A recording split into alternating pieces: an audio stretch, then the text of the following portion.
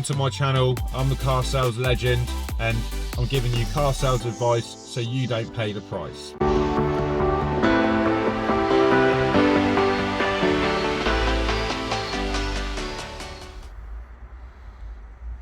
So a commonly asked question is, what is a range of an electric vehicle? Now, this can range because there are so many different types out there, and there are different generations of electric vehicle as well. So I've worked with a few different manufacturers over time. I mean, going back, the first vehicle that I saw that was electric had a range of around about 70 miles. So in today's day and age, that's not going to get you very far. That we are talking sort of nearly 11 years ago, maybe even 12 now, actually, showing my age. So, you know, electric vehicles now have come on massively.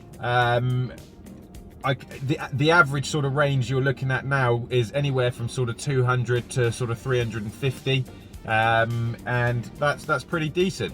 That is pretty much what people will get out of certain tanks of fuel in petrol vehicles.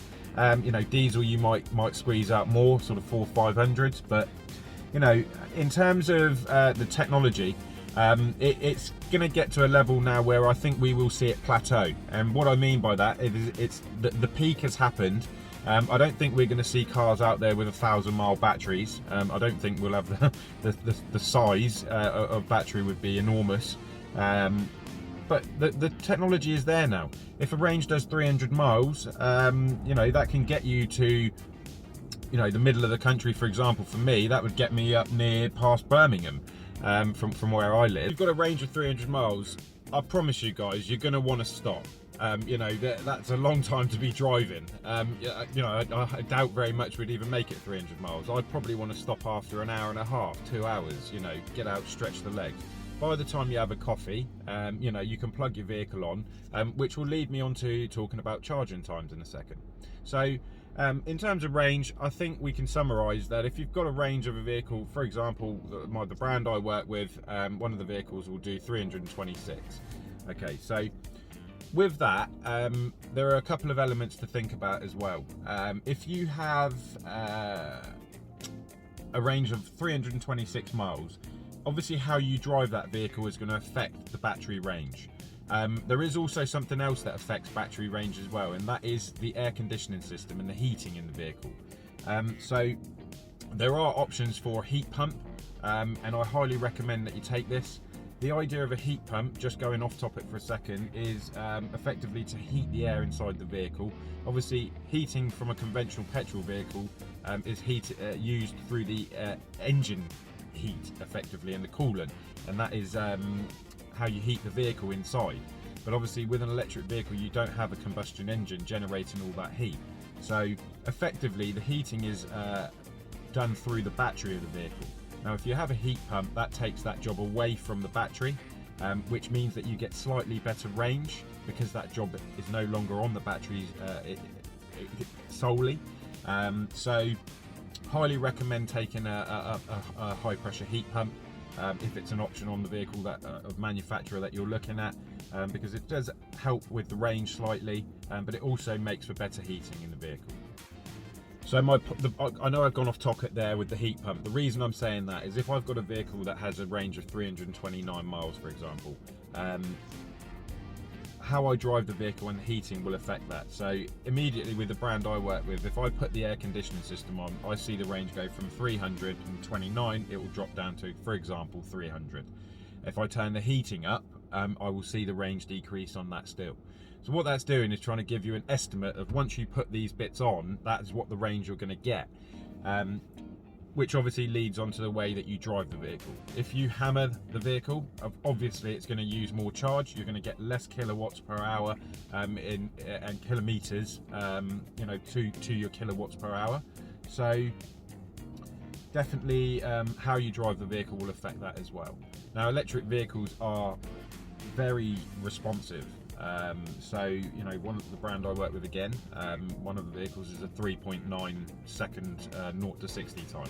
That's immense, and especially if some of these cars are pretty heavy as well. So Yeah, in terms of range, honestly, guys, the anxiety really needs to be put to rest. And my recommendation is proof is always in the pudding. Whatever manufacturer you're looking at, go out there and go and test drive the vehicles. Not for 20 minutes. You need to take an extended test drive, preferably at least an hour. But you know, if you can fit it in where you can take it for half a morning and fit it in with your lifestyle, go and see how it works. And obviously, in purchasing an electric vehicle, you have to consider what type of commuting you're doing. If you're driving 400 miles a day, it might not be the best way, but it could still work. Anyway, we'll move on to how long does it take to charge electric vehicles now. So another commonly asked question is, how long does it take to charge an electric vehicle? Now again, this varies, and it varies from the generation of vehicle as well. If you're buying an older one, you'd really need to look at the specific charging times of the brand and the model that you're buying for the technology at the time.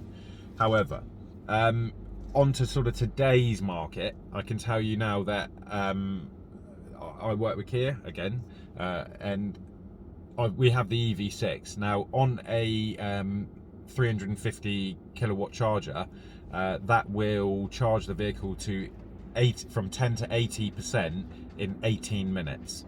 So 18 minutes is, you know, by the time you've gone into a restroom and had a coffee, 18 minutes you'll come out and you pretty much have, well, you'll have 80% back on the car, which is going to be, you know, a good 200 odd miles.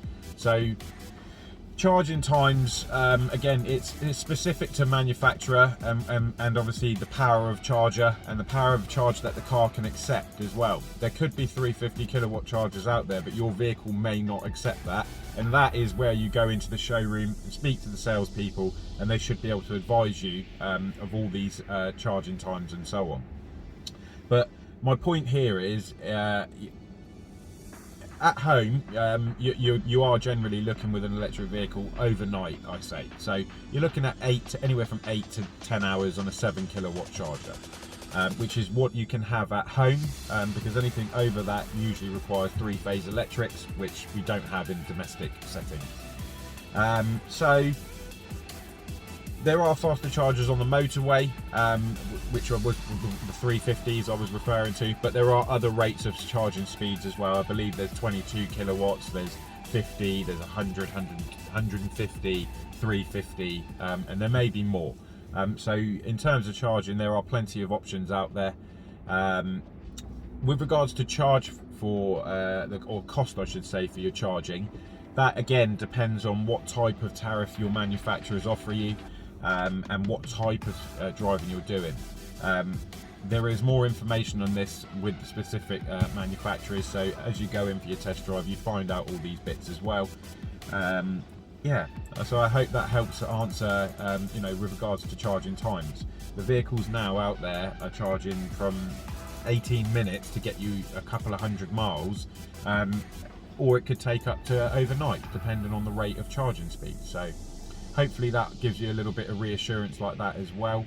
And obviously we'll answer how many charging ports there are around the UK and what types shortly in the rest of the video. I do get asked the question, are electric vehicles expensive to run? It's difficult to work this out. There is a formula out there, which what I will do at the end of the video, I will post that up for you. There are a number of factors, obviously the cost of the electricity that you're paying for and where you're paying for that. There's going to be a massive difference between what you're doing at home and what you may use out on a fast charger on the motorway, for example. Certain manufacturers are offering deals when you buy the vehicles with us. You get a year's free subscription to the Ionity chargers, which are the fast chargers around the UK. So there are a number of factors involved, and are they expensive to run? The other thing to keep in mind is the cost of an electric vehicle isn't cheap. So you're generally looking, you know, sort of £30,000 plus really, for an electric vehicle. I know there are some cheaper ones now as well. So the market is expanding, which means you know, again, that there is more range and more options for people to suit people's budgets and style of vehicle they need. Not everybody needs a massive 4x4, you know, but not everybody needs a small hatchback either. So yeah, cost of ownership, there are things like servicing to consider. Actually, cost of servicing is less on an electric vehicle than it is on a conventional combustion engine, petrol, diesel. It is cheaper. Again, it will be manufacturer specific, but for example, a service plan with me is £329 on the Kia Niro, and that's 3 years servicing. So usually they normally have a vehicle check the first year, a service on the second year, and then a vehicle check on the third. But again, this is all manufacturer specific, so obviously use your due diligence and speak to the brand that you're talking to and the salespeople. But yeah, in terms of servicing, I hope that answers your question as well. Do they break down more? It sounds like a silly question, but I guess it's a serious question. Obviously, if you've got your family in a car, you don't want something that's unreliable. And guys, what I would say to you here is that really we've got to use our bit of common sense here. Manufacturers are not putting out vehicles that you buy out of a showroom and then break down. Like anything in life, you know, if you build 1 million cars, you're going to get a fault with the certain ones. You know, you might get a fault with, you know, 100 of them. That is the nature of obviously life, isn't it? You know, things do go wrong. However, all manufacturers offer a warranty. What rate of warranty in terms of how long the warranty is down to the manufacturer and obviously the brand that you choose. So batteries don't just pack up for no reason. Yes, you do get faults with batteries. In my time, I've only ever seen 2 batteries having work done. I saw one get replaced on an early generation vehicle which had a range of 70 miles. That battery got replaced because it wasn't holding over 75% charge. But again, I'm talking something like 7-8 years ago. And I recently saw one battery that had an issue, and actually I think, if I'm honest, that was something to do with the way it was being charged. It caused an issue, but I don't know the ins and outs of it, so I can't sort of comment on that. But no, guys, they don't break down any more than any other vehicle on the road. So obviously, rest assured, and you know, pick the right manufacturer for yourself. And another one was that I got asked was, can you drive in the rain? Yes, you can drive an electric car in the rain, guys. Obviously, they're designed to drive all over the world. We live in the UK, which 9 months is rain. So yes, you can drive an electric car in the rain, and yes, you can drive through puddles. As like any car, I don't recommend that you see a puddle and drive through it at 50 miles an hour and sucking all water up into the engine bay and whatnot. Obviously not advisable, but you know, cars are designed to withstand water. So honestly, don't worry about this. You can charge your vehicle in electric, you know, if it's raining as well. As I say, there are safety precautions in place. This is an interesting one. So whether to buy new or second hand. Now, this is all down to individual circumstances. If you are in the market for a new vehicle, you're in the market for a new vehicle. If you're looking for a used vehicle, because that's what budget allows, then obviously you're looking for that. What I do recommend is that when you're buying from somewhere, that you do a bit of research on the company that you're buying from, because what you don't want to do is part with however many thousands of pounds of your hard-earned money and walk into somewhere and give it away to somewhere where you haven't got any guarantees that your vehicle is in the correct working order. Now, don't get me wrong, you know, there's plenty of trustworthy garages out there, main dealer and non-main dealer, meaning your sort of traditional side garages, but it's about, as I say, buying with caution. I always recommend that you make sure you buy a vehicle with warranty. I am going to make a video about whether you should buy main dealer, well, the pros and cons of buying from a main dealer, a non-main dealer, and privately, all of which I have done in the past, and all of which have, you know, had a different experience. So I will share that with you at a later time. But moving back to what I was saying, make sure you buy from a reputable garage. Again, used market is going to grow for electric vehicles, so there are going to be more around. They are going to become cheaper, which is going to put them into different people's buying area.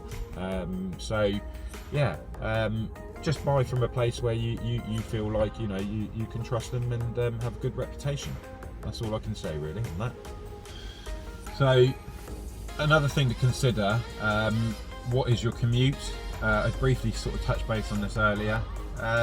Your commute, that is something to consider. I guess if you're driving sort of 200 miles to your job every day, and you have no charging facility where you park up, and you've got a 200-mile drive back home, because there are people out there that do it, then it may not suit your requirements. You need to be able to charge your vehicle just in the same way that you would need to be able to fill up your petrol tank if it got low. So you do have to look at the logistics of obviously your own life and how it will fit in. And this goes back a little bit to where I say about going and making sure you have an extended kind of test drive on one of these vehicles. With all my customers, I recommend, as I say, a minimum of an hour, but actually what I'd prefer them to do is go out for the morning, where go and take it shopping, go home, go and walk the dog, whatever you do, and make sure it fits in with your lifestyle. Obviously, to have a electric vehicle, you do really need charging facilities at home. People do rely on the network outside, and I guess if they can make that work, they can. But I definitely recommend having charging at home, which generally means that you have to have off-road parking to be able to do that. So if you live in a block of high-rise flats at the moment, obviously this does pose a problem. And I've heard all sorts of things, talking about putting charging ports and lamp posts and all sorts, but I don't know how that would work, and I'm not sure it would, because you can't have cables running all along the street. So look, that's a separate topic, but as long as you've got off-road parking, and you can have a charging port at home, you'll be fine. If you do rely on the public network grid, obviously you need to have information to where the charging ports are and so on. So yeah, I hope that sort of covers in terms of what your commute would be, and would it fit in with your lifestyle. So we're getting sort of closer to the end of the video now, but in terms of how many charging points there are across the UK, so just to start off saying that the network out there is growing rapidly.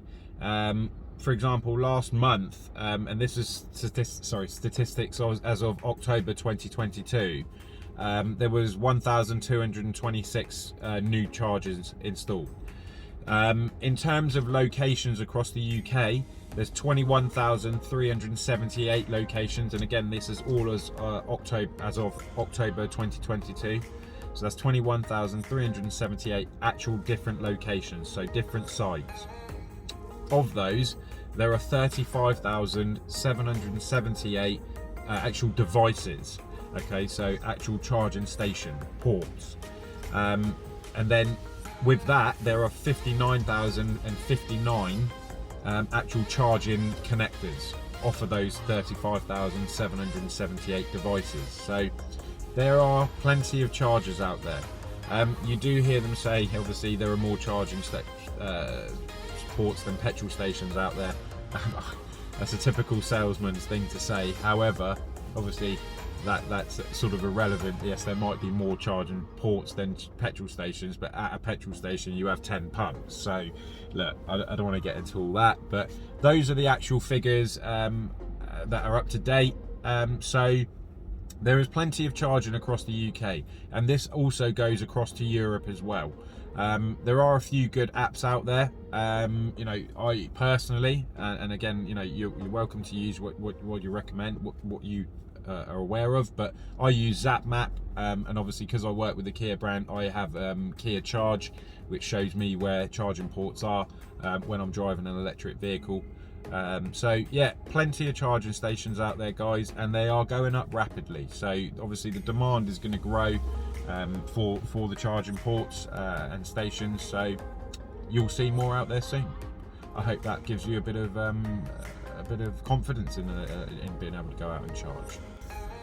I briefly touched on sort of warranties a moment ago. Now again, this is all manufacturer specific, but I do recommend that you keep a vehicle with a warranty. Okay, I personally have I bought a vehicle privately not too long ago, and had some serious problems with the engine.